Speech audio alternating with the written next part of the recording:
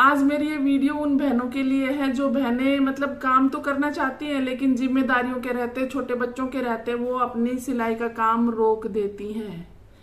ये मैं उन बहनों के लिए लेके आई हूँ जो अपने लिए कुछ करना चाहते हैं, जो अपने परिवार के लिए भी कुछ करना चाहते हैं, उनके लिए ये वीडियो है मेरी।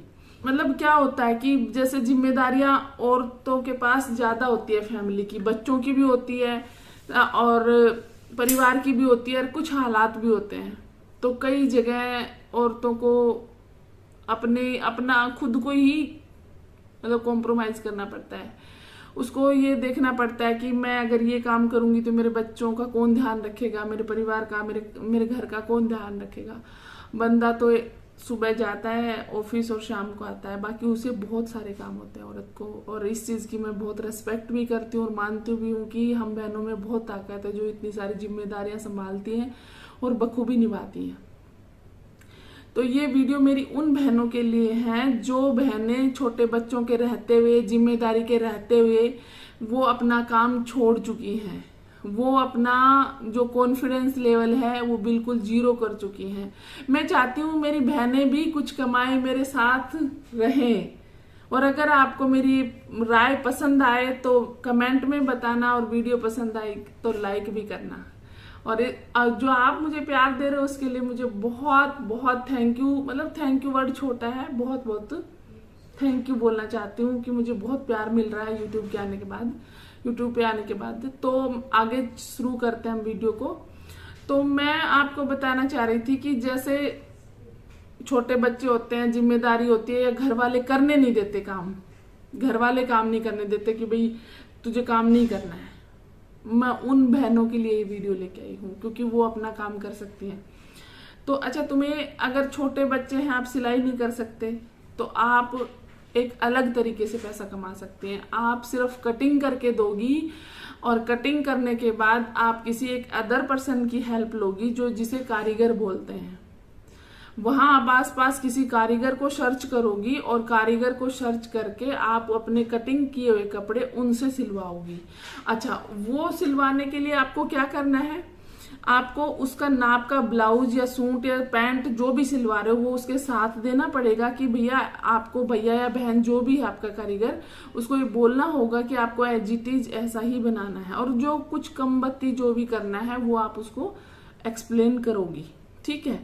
अच्छा, उसका रेट आप कैसे डिसाइड करोगी? उसका रेट ऐसे डिसाइड होगा कि जैसे मान लो यहाँ दिल्ली में 500 रुपए ब्लाउज का रेट है, 500 रुपए ब्लाउज का रेट है, तो उसमें आप जैसे यहाँ दिल्ली में कारीगर का रेट काम के हिसाब से होता है। कुछ कारीगर 200 रुपए पर पीस लेते हैं, कुछ कारीगर 150 रुपए पर पीस लेते हैं।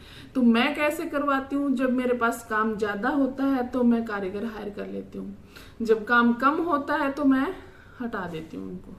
तो वो कुछ कारीगर ऐसे हैं जो ऐसे काम कर लेते हैं, कुछ कारीगर परमानेंट होते हैं। तो मेरा एक कारीगर परमानेंट रहता है, लेकिन दो जो एक्स्ट्रा काम होता है तो वो कारीगर को मैं हटा देती हूँ।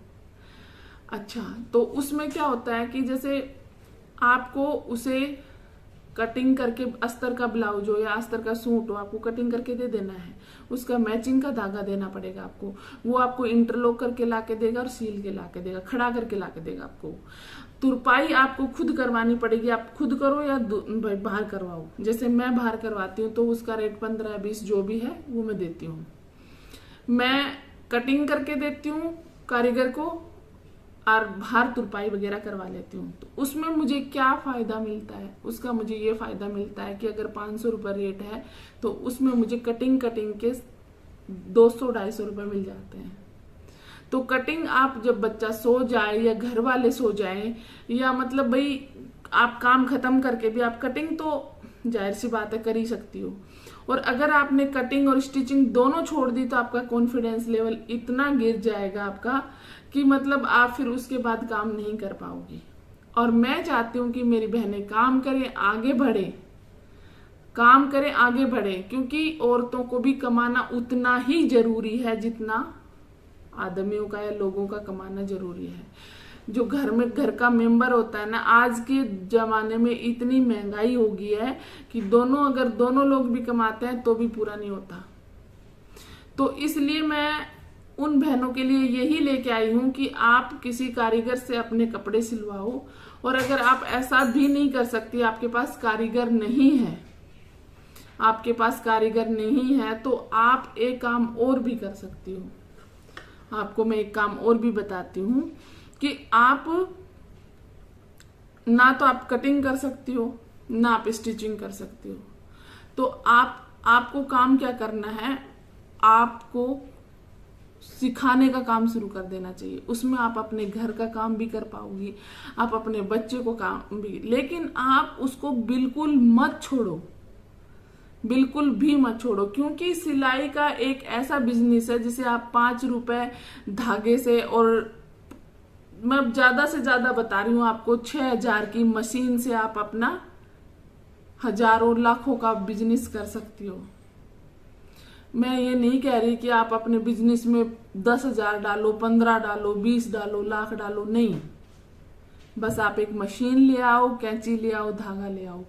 अगर आपके पास वो उतना भी नहीं है ना, उतना भी, तो आप सिर्फ कटिंग करके दो। क्योंकि आपको एक चीज हमेशा याद रखनी है कि अच्छा कटिंग करने वाला ही टेलर होता है, अच्छा सिलने वाला टेलर कभी नहीं हो सकता।